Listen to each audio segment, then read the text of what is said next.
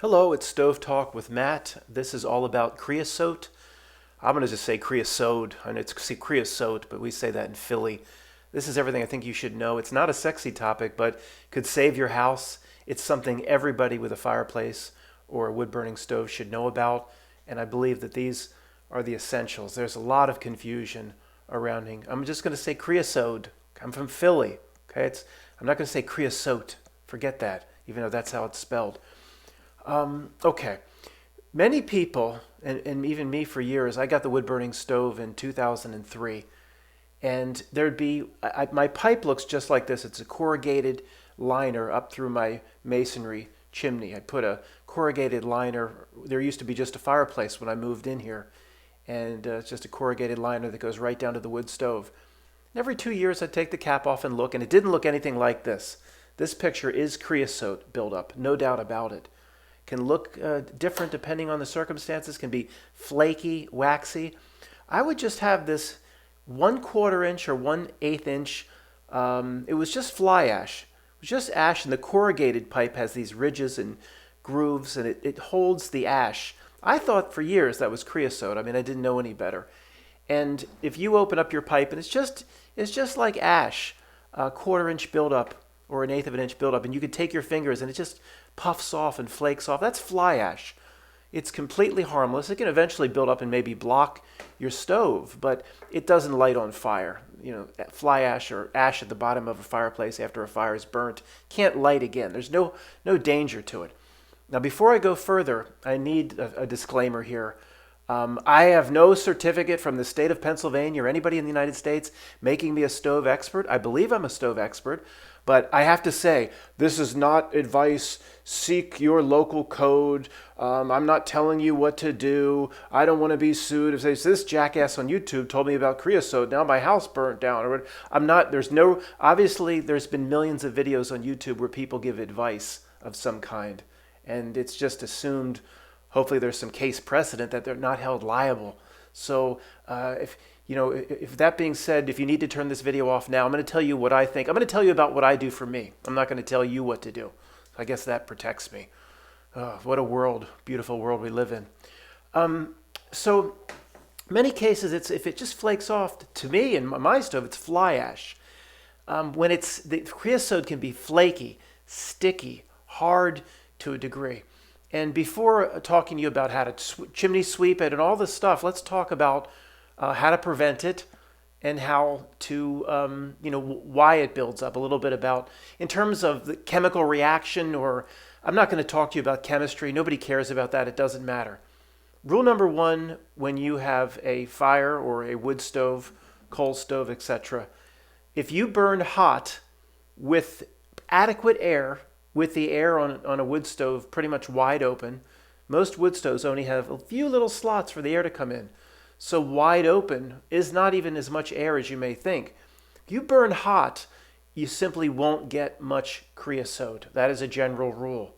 People get creosote, they bring it on themselves because they put 3 or 4 logs in because they're too lazy to start a fire in the morning. I want coals in the morning. I want to have the coal bed in the morning. I don't want to have to work hard in the morning. So they'll put logs on and it'll flare up hot at 10 o'clock at night. Just 10 minutes they've had the new wood on. Then they choke it down. They choke the air all the way down. And the flame struggles all night long. People choke down their wood stove way, way too early. And it smokes. And the creosote builds up. And the pipe gets cold and moist. And that's what brings on creosote. Usually the top 10 feet closest to the roof that gets cold is much more a buildup of creosote than the hotter part that's down by the stove. And they choke the air all the way down. They do it to themselves. You should know your system pretty quickly. If it's something that builds up creosote, and it could build up for a lot of different reasons, we'll talk about that.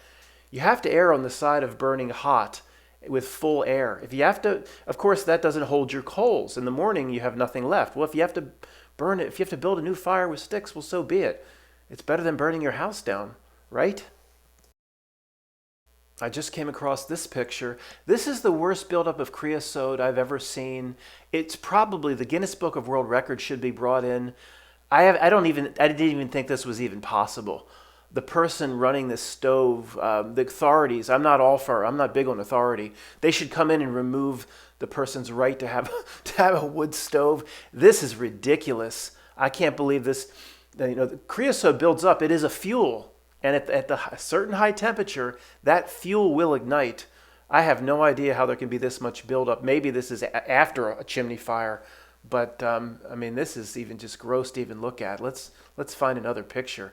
I don't even know how this is possible. As a quick comparison, this is fly ash buildup. This, of course, the person brought the pipe in their house, but if you open your cap on your roof, and it looks like this, and it just, it just flakes off. It's ashy. It's not hard or flaky. It's fly ash. It's not a big deal. It cannot ignite. It can build up and cause some blockages, or if you have a kink, sometimes they shove the liner through the damper and they kink it down, and the fly ash can build up there, and that blocks your draft. You still should sweep your chimney. But if you can look straight down from your roof into your stove and look all the way down with a flashlight, and it's straight and it's not kinked and curved, and you have a small fly ash buildup, it's no big deal. It can't ignite. It's no problem. Fly ash is about blockage, not about the risk of a chimney fire. But you have to know the difference. You have to make sure you know the difference. So back to another creosote picture. Flaky, hard, greater buildup. You can see that the brush there has done a nice job on that one side, taking the creosote down. It's probably a metal brush. Here's some more rules about creosote buildup. Hot means less creosote. Hot, narrow pipes, stove pipes attached to stoves, stays hot. Small 6-inch stovepipe stays hot and dry. Very little to no creosote. A big chimney on a fireplace, a wood fireplace. These fireplaces in the United States are terrible, in my opinion. Huge, wide brick chimneys that get cold and even icy, and they get wet. That's the perfect conditions for creosote. A 6-inch pipe on a stove, it's not good conditions for creosote. So hotter the better, the drier the better. So the worst case scenario is somebody that burns a bunch of pine and green wood in the regular fireplace. They don't have a pipe going up like an insert for a wood stove. They just have a big American wide chimney, and the designs, in my opinion, are terrible. And the top 10 feet gets wet, gets moist. Even the chimney cap doesn't keep all the rain and the mist out, and it's cold outside. It's 15 degrees, moist and cold up top. What's the chemical process? I don't know. Who cares? Just we need to know how to fix it, how it works. I don't care what CO2 reacts to O2. I don't know that stuff. Who cares? So you get more creosote buildup on a regular fireplace, no doubt about it, than if you have a wood stove with a liner. The top 10 feet closest to the roof, cold and moist, it allows it to cling, or whatever the chemical reaction is. Who cares? The 10 feet closest to the wood stove or to the fireplace, much, much hotter, much, much drier, going to be less creosote. A chimney that's on the outside of a house, again, I talked about this in a video back, how horrible most American chimneys are. Outside the house, cold bricks right up against the ice cold winds of the night. It's a nightmare situation for drafting. It's a nightmare for creosote. If you have bricks and a chimney through the center of the house, then everything stays much warmer, less opportunity for creosote. Warm and moist. Big, huge, wide open spaces create cold. A lot of room for cold. Smaller pipes are much hotter. Oh my God, I'm finding these pictures. I don't even know how this is even possible. I mean, how irresponsible is the person? Maybe they just lit it for 5 minutes and then they try to choke it down. And I mean, you've got to be kidding me. And the idiot that had the stove didn't notice it from the outside? Oh my God. All right, let's talk about how to clean it for both a regular masonry chimney for a fireplace, big wide open brick square, and even stovepipe. We'll start with the stovepipe. If you have creosote buildup, you have two different types of liners if you have a liner inside your brick chimney for a wood stove. And again, if this doesn't apply to you, we'll talk about how to clean for a regular brick chimney, and probably in about 3 minutes. If you have a corrugated liner, which is the cheaper liner, that's what I have on both of my wood stoves. It's not real durable. You shouldn't get a chimney sweep brush from Lowe's or Home Depot. Should not. I think Lowe's usually has the chimney stuff and the chimney pipe. Home Depot doesn't carry any chimney pipe or any chimney stuff, I don't believe. You don't want to put the big metal 6-inch brush down a 6-inch corrugated pipe. You could rip the pipe. They sell these brushes called poly whatever. They're plastic bristles, not hard steel bristles. That's what you'd want to use. And even when I tried it for the first time, it was too tight, in my opinion. It was just too tight. I don't want to. These poly bristles are still very, very durable. I mean, up and down could rip my. You rip the liner. I mean, what are you looking at? $1,500 or just a nightmare. I don't want to take any chances. So I cut a 1/2 inch off my poly 6-inch liner, and it goes on. There's a series of handles, and I guess 4-foot handles, 4-foot tubes, where you can get down 15 feet, 20 feet. Keep screwing together the handles with the brush on the end. For a corrugated or cheap liner, use a plastic poly whatever, not the steel. Cut it back so it's a little loose. It's okay. Now, if you have a massive creosote buildup, it is going to have to be tighter. You're going to need to really rub. You should never let it get like this. So, because remember, I only get the fly ash, so I cut my poly brush back, and it kind of, there's plenty of space. It kind of bangs around in there. All it has to do is take off the fly ash. But just be careful if you have to rub creosote off a corrugated liner. Corrugated liner is a little not that durable. If you have like a double wall smooth liner for a stove, 6-inch, it's much more, you can't squeeze it. It's really like a harder steel. If you have that, you can use a metal brush or the full-size poly brush and just go to town.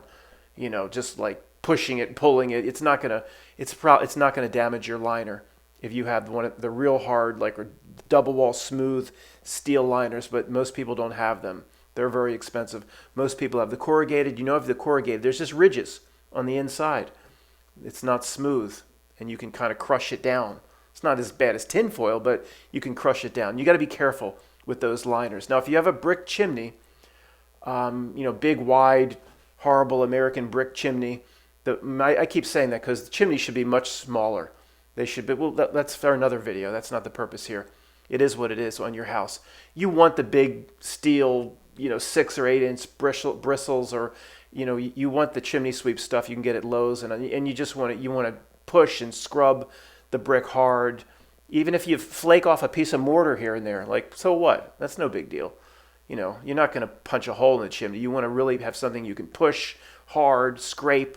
That's fine if you're just going metal brush to brick. Let's talk briefly about the fuel or the type of wood or what you're putting in your fireplace or your wood stove that can create creosote. First off, seasoning wood is essential. Cutting wood and then, I'll burn it in 4 months, 5 months, is not good enough. Absolutely not good enough. If you have thin little pieces, you can get away with it, but any sort of normal firewood piece, it really does make a difference. You do need a full year. And I used to almost scoff at people and say 2 years is much better. It is. The moisture content, it comes out of how you store your wood. Do you have airflow? Some people put it in these wood sheds where it's 3 walls on each side and a ceiling. There's no airflow. Even though one side is open, there's no airflow through the wood. It takes 3 or 4 months to dry the wood out properly. How you stack it is important. So we're going to talk about the type of wood in a moment. Pine, and all those people saying, don't burn pine, it's bull crap, you can burn pine. So you have to age it. Okay, that if you put a bunch of green wood in your fireplace or whatever, a bunch of junk, you'll get creosote, and you better keep your eye on it. Split the wood and let the air go through it for 1 year or more. And get away with 3 or 4 or 5 months if it's extremely thin pieces and you've dried it out properly. Okay. Of course, oak hardwoods are better. Maple, oak, hickory is going to be better if it's adequately aged. But you can get away with burning pine or a soft wood. And people saying, you can't burn that. Sure you can. Maybe you should be more careful in how you age it. Maybe the pieces should be split a little bit smaller. So whatever pine, all the sap or whatever, if it's fully dried out, aged, and you burn it hot, the same key to everything.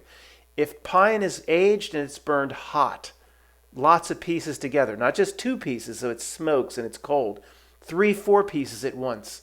So all that heat feeds on each other. and there's no problem. No problem with pine, in my opinion. I can't tell you to do that. That's just what I do. I can't tell you to do anything. You shouldn't listen to me at all. Some people may have the clay terracotta liner inside the chimney. This to me is more common for like an oil burner, but you should be able to get into and access the full chimney. You may have terracotta going down 15 feet, and depending on the size of your square, I mean, the steel brushes for chimney sweeps. I know they sell them at Lowe's and hardware stores. 6-inch brush round, 8-inch brush. You don't you want it pretty close to the sides, so you can if you have creosote buildup like this, you're going to need a little bit of firmness to brush against it. You want to check each terracotta piece here is going to probably be just 2-foot sections mortared to each other. You want to be careful. If you have any loose, you got to be careful how aggressive you get with the chimney sweep brush. Again, like 4-foot sections, the handle screws and unscrews 4-foot sections. So you put like 8 feet down, and you constantly bend it in, put in another 4-foot section, put in another 4-foot section. Tie the end, a rope around the end so it doesn't fall all the way down the chimney and you're screwed. Or have somebody help you. Very important to plan ahead. Make sure you have a safety rope on the end of your chimney sweep brush. If you drop it, you're completely screwed. I mean, that sort of thing. You got to think that through, of course. But yeah, I mean, just on this, if this was my house, I'd use a metal chimney sweep brush that was a little bit smaller than this space, and I'd want to push hard, but I'd make sure my terracotta was very secured. It wasn't breaking apart. Over 20, 30, 40 years, this terracotta will flake and break apart, can become a mess. So if you have some big, huge chimney sweep brush in there, you can break apart your terracotta tiles. It's not that durable, so be careful with this situation. Here's the exact chimney sweep brush that I use. Polypro, it's like a plastic. But remember, it was tight, real tight on my 6-inch pipe, corrugated, cheap liner. I didn't like that, so I cut about a 1/2 inch back or a 1/4 inch on both sides. So it's just a little bit loose, because remember, I only have fly ash. I don't have to rub real hard. I don't have any creosote. If you have a lot of creosote, you have to let it get in there and rub and hope your liner holds, or have somebody at the bottom of your stove hold the liner, make sure it's not going up and down, and you get a friend. There's too much at stake, too much expense if you screw something up. So the left side here would be that's the side you insert first. That little loop, that's actually, if you're doing it yourself, some people actually would put a cinder block or a weight on that side of the brush to help the brush come down. I don't know, that I've seen that done. I don't know the exact application where that's better than just pushing your brush down. Some situations maybe are so tight that you have to have somebody pulling from the bottom too. That's what that loop is for. But so you have that option. I don't use that. And again, I just wanted to show you what the plastic brush looks like. It's just a little bit, it's pretty harsh, but it's just 30-40% more gentle than the thinner metal spikes, which, I don't know, if you clean your corrugated liner 5 or 6 times, you could punch a hole in it with the metal one. Here's a reminder as to why this topic is so important. And just in 2 or 3 minutes, I'll put another picture up. We'll do the summary of all what I consider to be the important points. Creosote buildup, even a 1/4 inch, I mean, it absolutely can cause a chimney fire. Why people let it get to this, I don't know. It's really careless and reckless. Your whole house is at stake. Now, again, less chance, even if you have a fire, there would be less chance of anything happening if you have a liner, a steel liner for a wood stove. Because, again, that's another layer of protection between, and then outside the liner, of course, for most people, they have the masonry or brick chimney of the house itself, then the woods on the other side of that. So the liner is stainless steel. I mean, stainless steel is supposed to be able to be good up to 22, 23, or 2400 degrees. So it's also the amount of fuel. If the creosote buildup was relatively light, inside of a liner, just a 1/4 inch or something, there's not a ton of fuel. It can't create a ton of energy. I can't predict what would happen, but I don't think it would be that terrible of a situation unless you had a roof like a cedar shake roof that was flammable or something like that. It would come out the top like this. It's much worse in a brick or masonry chimney because right on the other side of that brick or the masonry in someone's house is wood, a lot of wood. And sometimes the house 20, 30, 40, 50, 60 years old, there's some cracks in the mortar up top. The brick chimney isn't exactly what it was when it was first built. So if there's a chimney fire for a brick chimney, just if you just have a fireplace, much, much more dangerous situation, in my opinion, than a fire, of course, inside a stainless steel pipe, which is very contained. That doesn't mean you should let it go because, again, even the creosote buildup will cut off your draft, and it's even a quarter inch or less, an eighth of an inch buildup can cause a fire. So I'm just saying it's much, much worse if it's just creosote buildup on a brick chimney. Now, if a chimney fire happened, like how would you put it out? I'm no expert in this area, but I think I have some things I can share with you. First off, there are products you can buy. I don't own them. I've never tested them. Products that they're like road flares or something that sucks the oxygen out of the pipe or out of the chimney. I don't know if they work. There are products. They're probably tested or UL certified. So you check that out. I don't know. If I didn't have a product, though, I do know one thing. All raging fires need air. There's no way around that. Rule of physics, universal law. So I would want to block the air off as much as possible. That would start to create a ton of smoke, but that's better than a fire spreading throughout your house. So if it's a wood stove, I'd choke the air completely down. Or if I had a piece of ceramic fiber insulation that's good to 2,000 degrees or mineral wool insulation that's good to 2,000 degrees, I'd try to cover any place the stove could get air. If I knew there was some creosote buildup and I had a regular fireplace, which I don't, just to be safe, maybe you can buy these pieces of mineral wool. That's good to like 2,000 degrees, special insulation. Regular insulation is not what you want, mineral wool. In 2-inch sections, it's a pretty firm piece. It's like a big square. You could place that over the entrance to the fireplace and it would cut off all the air, which hopefully that would put the fire out. I don't see how it could draw air from above if it needs to flow out. So again, just you'd want to cut the air off. Of course, that's just a basic. One quick comment on this picture before this is the final conclusion section, a summary of all the basics, things we've talked about. Here a chimney sweep, see he's holding the additional sections in his hands, putting in each section at a time with the wire bristles, brush at the end. By the way, I forgot to mention, there are these products that seem pretty interesting, and they do probably work. You put them on the end of a drill, it kind of spins around. I think that could be used pretty effectively in some situations, and it may be a little bit more gentle on a liner, too. Sometimes you put extensions on a drill, and these things spin around hard, and I hear they're pretty good. That might be a little bit more gentle than squeezing some big brush through for your application. And there's different sizes for those things that spin around on the end of the drill, 4-inch, 6-inch. They're not that expensive. They're not that cheap. So check those out. I forget what that's called. So here he's just putting one extension at a time down the chimney with the brush, the traditional way of sweeping. Okay, a summary of the basics. Number one, and this is like 95%. Burn hot, whether it be a fireplace or especially a wood stove. Burn it hot. And I rarely ever choke my air down. I've never had a bit of creosote in 20 years on my pipe, my corrugated pipe, just fly ash. Burn it hot. If you're gonna choke the air down, because you have to have the coals in the morning, God forbid you have to build another fire, then rage that fire up. Let it burn for an hour or so or more. When it's starting to die down, when it's becoming coals, then you choke it down to nothing. Your creosote chances are much less then. These people, again, they do it to themselves. They just, the fire is raging 5 minutes. Well, then they choke it down, and then they go to bed, and it starts to smoke. It's not hot enough. Most people choke their fire down, their air down, 45 minutes too soon, in my opinion. Okay.